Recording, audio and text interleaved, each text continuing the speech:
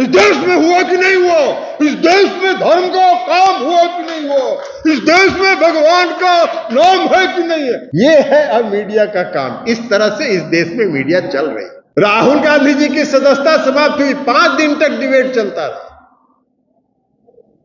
पुलवामा की घटना पर भारतीय जनता पार्टी द्वारा नियुक्त राज्यपाल ने जब खुलासा किया, किसी मीडिया हाउस ने उसका नोटिस तक नहीं लिया। किसी मीडिया के किसी समाचार में एक शब्द का भी चर्चा नहीं हुआ। लोकतंत्र का चौथा स्तंभ भी खत्म है। लेकिन इनके जो मीडिया हाउस है, उस मीडिया हाउस के व्यवस्था पर उनका नियंत्रण है। इनके दिल की बात वहां तक नहीं पहुंचेगी और आप तक नहीं पहुंचेगी। कभी देखे किसी मीडिया के चैनल पर, किसी मीडिया के चैनल पर देखे हैं? कोई देखिए। हम तो आप चुनौती देते हैं सबको। एक दिन का सुबह से शाम तक का मीडिया, एक मीडिया को किसी को उठा लीजिए, उसको सुबह से शाम तक देख लीजिए, एक भी खबर मिल जाए जो सरकार का विरोध, सरकार के खिलाफ नहीं है। क्या है? कौन सा मीडिया, कौन सा लोकतंत्र का चौथा स्तंभ समाप्त हो चुका है।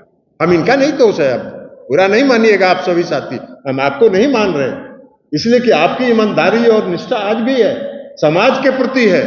आप भी देख रहे हैं कि सच्चाई क्या है, लेकिन आप भी लाचार हैं, करिएगा क्या? तो ये है, आज है ये बात, तो सारा खत्म हो गया। आजकल काम क्या हो रहा है? काम एक ही हो रहा है कि देश में कैसे धार्मिक उन्माद फैलाया जाए, यही काम होता है।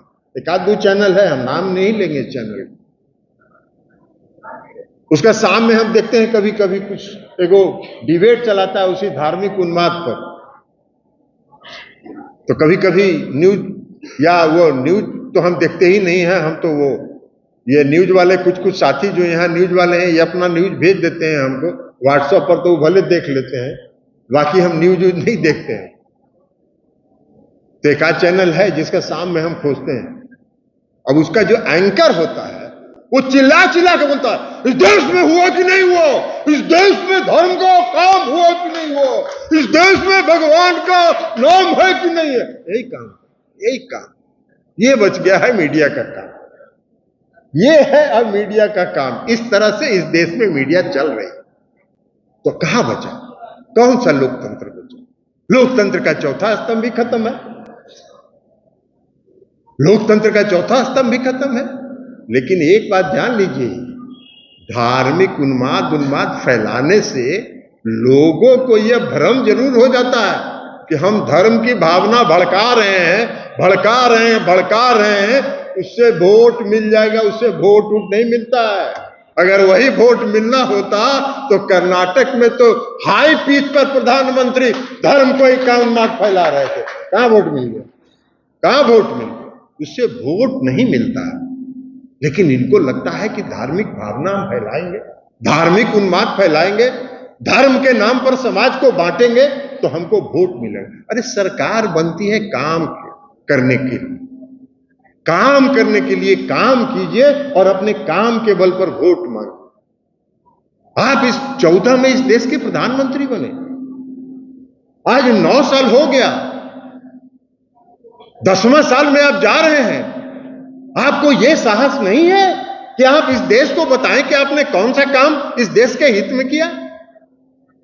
आपने कौन सा काम किया जिससे महंगाई खत्म हो?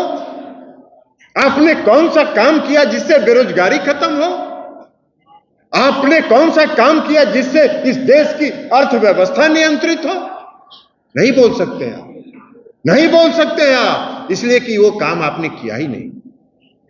वो काम आप कर भी नहीं सकते हैं, इसलिए कि आपकी क्षमता ही नहीं है वो काम करने की।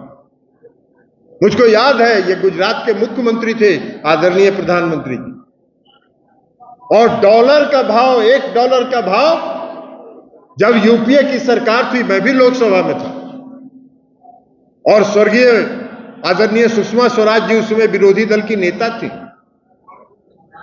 जब $1 का कीमत 56 रुपए हुआ था, 56 रुपए हुआ था, तो लोकसभा में डिबेट हुआ था और श्रीमती सुषमा स्वराज जी ने, स्वर्गीय सुषमा स्वराज जी ने 45 मिनट तक भाषण दिया था देश की अर्थव्यवस्था पर और सरकार की गलत नीतियों पर। आदरणीय प्रधानमंत्री जी गुजरात के मुख्यमंत्री हैं, खोज लीजिएगा गूगल में। हम मीडिया के साथियों को भी कहेंगे, खोज लीजिएगा गूगल में। प्रधानमंत्री नरेंद्र मोदी जी कह रहे हैं, भाई भूटान का नहीं गिर रहा है, पाकिस्तान का नहीं गिर रहा है, चीन का नहीं गिर रहा है, जापान का नहीं गिर रहा है, हिंदुस्तान का कैसे 56 रुपए हो गया, हिंदुस्तान का रुपया कैसे गिर रहा है, ये सब भाषण उन्होंने दिया। आज 82-83 रुपया हो गया तो एगो चू शब्द नहीं बोल रहे, एक चू शब्द नहीं बोल रहे हैं। ये है इस देश की सरकार, ये है इस देश की सरकार। तो महंगाई पर नहीं बोलेंगे, बेरोजगारी पर नहीं बोलेंगे। रोजगार देने का वादा किया, एगो रोजगार नहीं है, सारा रोजगार बंद हो गया, निजीकरण की ओर जा रहे हैं। निजीकरण के लिए भी किसको दे रहे हैं ये तो आप ही जानिए, आपकी आत्मा जाने किसको दे रहे हैं। तो निजीकरण की तरफ जाए तो उस पर कुछ नहीं बोलेंगे, देश की समस्याओं पर नहीं बोलेंगे, अपने काम पर नहीं बोलेंगे। धर्म के नाम पर समाज में उन्माद पैदा किया जाए, धर्म के नाम पर समाज को बांटा जाए, धार्मिक भावना भड़काया जाए और उससे वोट लिया जाए, यह उनकी नियत है और इस नियत पर वो काम करते हैं। लेकिन जनता सब देखते रहती है, जनता सब देखती है और समय पर जवाब दे देती है। कर्नाटक में भी दे दिया उसने, आने वाले चुनाव में मध्य प्रदेश में भी मिलेगा उनको जवाब। चिंता मत कीजिए, आप लोग भी रहिएगा, हम भी हैं, ये मीडिया के लोग भी हैं। मध्य प्रदेश का चुनाव जब होगा तो पता चल जाएगा।